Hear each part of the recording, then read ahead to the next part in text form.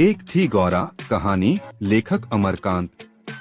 आशु ने अपने लंबे और काले चेहरे वाले चाचा रामशरण के विरोध के बावजूद वहां शादी कर ली। उन्होंने बहुत पहले ही कह दिया था कि लड़की बहुत बेशर्म है। आशु एक अच्छा व्यवहार करने वाला आदर्शवादी युवक है जो मार्क्स और गांधी दोनों से बहुत प्रभावित है। वह स्वभाव से शर्मीला या डरपोक भी है। वह खास तौर पर इसलिए शर्मीला था क्योंकि सुहागरात का कमरा एक छोटा सा अंधेरा कमरा था, फिल्मों में दिखाए जाने वाले दृश्य के विपरीत, जिसमें एक साधारण ग्रिल थी और मच्छरों की भिनभिनाहट के बीच मोटे चूहे इधर उधर भाग रहे थे। लेकिन आशु की समस्या का समाधान इस तरह हुआ कि उसके अंदर जाते ही गौरा नाम की दुल्हन ने अपना घूंघट उठाया और कहा, मैं यही हूँ। तुम जहाँ भी रहते हो मैं वहीं पहुँच जाती। अगर तुम कॉलेज में पढ़ रहे होते और मैं भी उसी कॉलेज में पढ़ रही होती तो मैं तुम्हारे प्यार के बंधन में जरूर बंध जाती। अगर तुम इंग्लैंड में पैदा होते तो मैं किसी न किसी तरह वहाँ जरूर पहुँच जाती। मैं तो तुम्हारे लिए ही पैदा हुई हूँ। कहीं से चूहा उछला, खड़खड़ाहट की आवाज हुई और उसकी कहानी भी बीच में ही रुक गई। वह फिर बोलने लगी, मेरे बाबूजी बहुत सीधे सादे हैं। इतने सीधे सादे हैं कि भूखे होने पर भी किसी से खाना नहीं मांगते।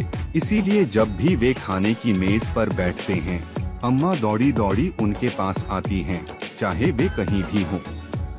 उन्हें खिलाने की जिद करती हैं, उनकी कमर की धोती ढीली कर देती हैं ताकि वे पूरा खाना खा सकें।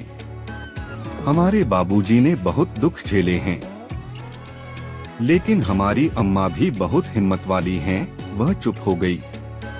उसे शक था कि आशु उसकी बात ध्यान से नहीं सुन रहा है, लेकिन ऐसा नहीं था। दरअसल आशु को समझ में नहीं आ रहा था कि क्या कहे। साथ ही उसकी बातें भी रोचक थीं। उसने आगे कहा, बाबूजी सहायक स्टेशन मास्टर थे। बड़े बाबू दिन में काम करते थे और हमारे बाबूजी रात में काम करते थे। एक बार बाबूजी सो गए। ट्रेन प्लेटफार्म पर आकर रुकी। ट्रेन की लगातार सीटी बजने से बाबूजी जाग गए। गार्ड अंग्रेज था। बाबूजी ने बहुत माफी मांगी पर वह नहीं माना। उसे नौकरी से निकाल दिया गया। उसकी नौकरी चली गई और वह गांव आ गया। खेतीबाड़ी बहुत कम होने के कारण उसे परेशानी होने लगी।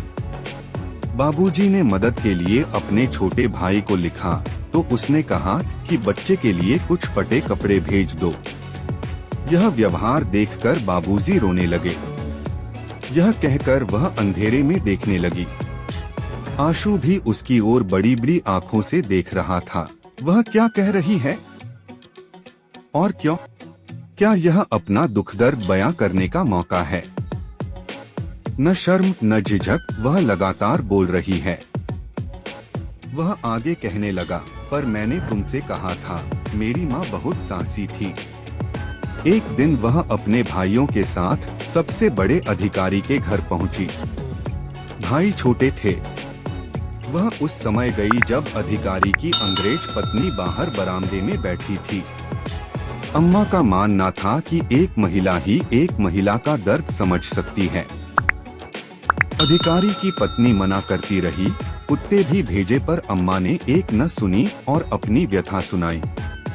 अंग्रेज अधिकारी की पत्नी ने ध्यान से सुना, फिर बोली, जाओ हो जाएगा। अम्मा गांव आ गईं। कुछ दिनों बाद बाबूजी को भी नौकरी में बहाल होने का तार मिला। तार मिलते ही बाबूजी नौकरी पर चले गए।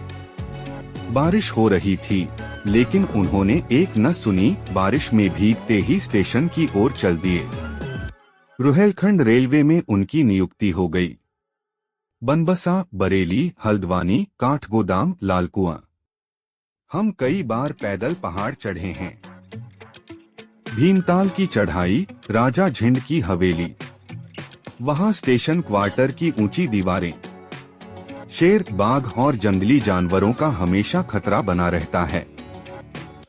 एक बार हम सर्दियों में आग ताप रहे थे, तभी एक बाघ ने हम पर हमला कर दिया, लेकिन आग की वजह से हम बाल बाल बच गए। वह एक तरफ से दूसरी तरफ कूदकर भाग गया। वह रुकी और आशु को देखने लगी। फिर बोली, मैं तब से बोल रही हूँ, तुम भी कुछ बोलो। आशु अचंभित हुआ, फिर धीरे से और झिझकते हुए बोला, मैं मेरे पास कहने को कुछ खास नहीं है। हाँ, मैं लेखक बनना चाहता हूँ, लोगों के दुख दर्द की कहानी लिखना चाहता हूँ, पर मुझ में आत्मविश्वास की कमी है। पता नहीं मैं लिख पाऊंगा या नहीं। क्यों नहीं लिख पाऊंगा? जरूर लिखूंगा। मेरे कारण तुम्हारा काम बाधित नहीं होगा। जो भी मदद मैं कर सकता हूँ जरूर करूंगा। तुम चिंता मत करो। मेरे भाई ने कहा है कि तुम्हें अपने पति की हर तरह से मदद करनी है, ताकि वे अपने रास्ते पर आगे बढ़ सकें। मुझे अपने लिए कुछ नहीं चाहिए। तुम मुझे जो भी खिलाओगी और जो भी पहनाओगी वह मेरे लिए स्वादिष्ट और मूल्यवान होगा। तुम बेफिक्र होकर लिखो। तुम्हें मेरा निरंतर सहयोग मिलेगा। उसकी आंखें भारी हो रही थीं और अचानक वह नींद के आगोश में चली गई। आशु कुछ देर तक उसके चेहरे को देखता रहा। वह सोचने लगा कि गौरा नाम की इस लड़की के साथ उसका जीवन कैसा होगा, लेकिन लाख कोशिश करने के बाद भी वह सोच नहीं पाया। वह अंधेरे में देखने लगा। मिलता हूँ दोस्तों अपनी अगली कहानी के साथ।